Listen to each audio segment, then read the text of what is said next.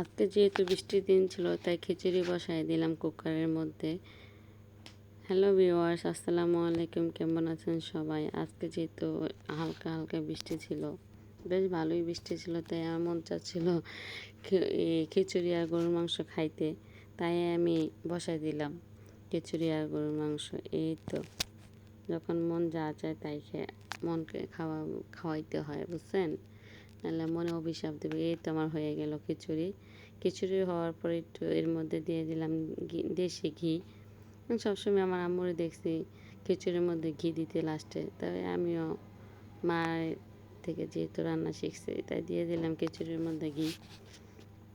দেওয়ার পর ভালো মতো নাড়াচাড়া করে মিশিয়ে নিলাম। নেওয়ার পরে তো আমার যেহেতু গরুর মাংস খিচুড়ি রান্না হয়ে গেছে, তাই ছেলেদের বললাম যে বাবা তোমরা বসে পড়ো খেতে।